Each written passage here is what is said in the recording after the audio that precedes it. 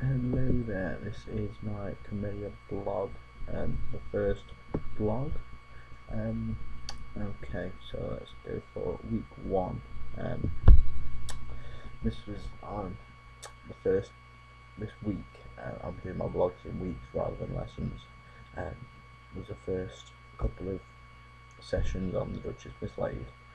Um, we we didn't actually touch Commedia masks this week, um, but we had full face masks instead, and we was working on the physicality as well.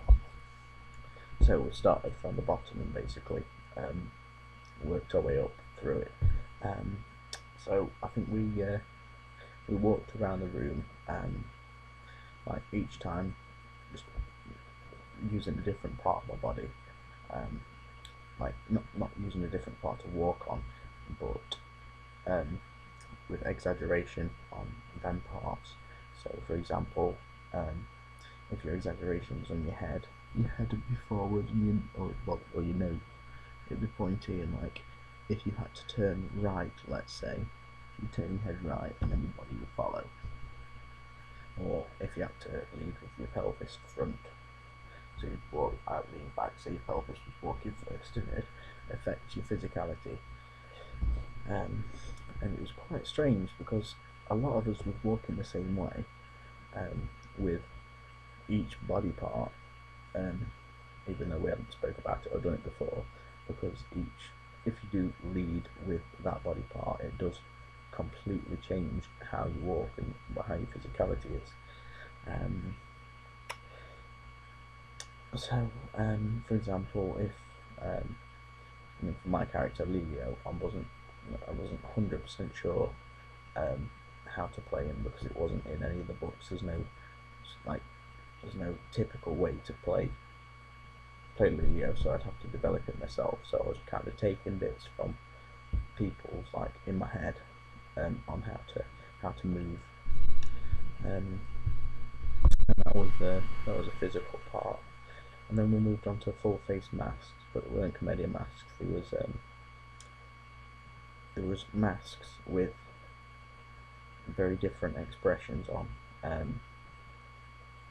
but there was really the masks were really cleverly made, to look exactly like a certain emotion. And then Sue went through it, how to put one on properly and how to wear one properly and where to wear it, and just the basics of mask wearing. And she got this was the first time we'd seen like a proper full mask um, being used properly. She had a really sad face on, like a really glum like face, and then she changed her physicality, and walked with it, and everyone was like, "Oh," because you just straight away, without having the facial expression, you just believed that character was really sad, and it made you feel it. And then we got into pairs. I was with DeQuain, and we had. I'm not really 100% sure on the emotion. It was like half of it was like, and then the other half was. So it was like a split mask, but it did look kind of cheeky at the same time. So I wasn't sure which one was which, but I thought it was a split mask. And we had to improvise a short scene, using that mask and that emotion. So we got into, basically it was just to get ourselves used to how wearing a mask feels and how you have to exaggerate the emotion that the mask shows. Right. Also, she said to pull a face underneath the mask that shows the same emotion, even though they can't see it. So for the sad one, you can't just be underneath the mask like grinning. You'd still have to pull the face, even though they can't see it, because you need the whole physicality to portray it, and to basically fully study your mask before you put it on and perform. Then we got into groups of 4, and came up with a piece that involved either 2 or 3 masks. And ours, I had a big wig on, and like a really cheeky smile one. And then, who else was it? I think it was Kayla had an umbrella, and Kate had a sad mask, I think. And we basically just had to improvise a scene with all 4 of them characters. Pardon me.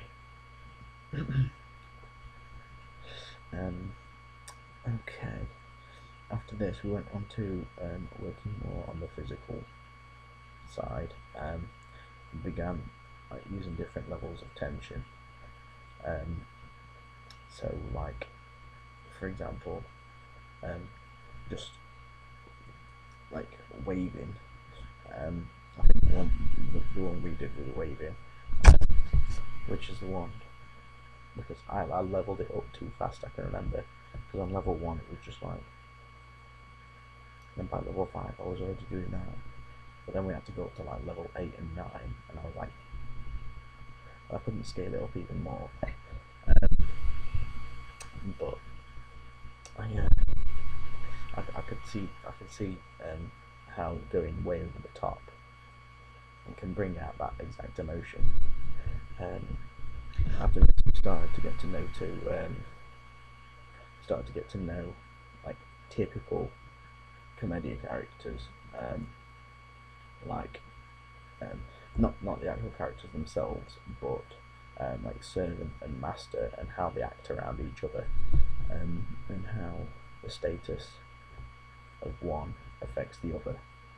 So you can definitely see the clear difference between servant and master, and that's pretty much all we did this week. So we were using different gestures and stuff to show who was the master and who was the servant. But yes, that's all we did this week. I'm looking forward to next week.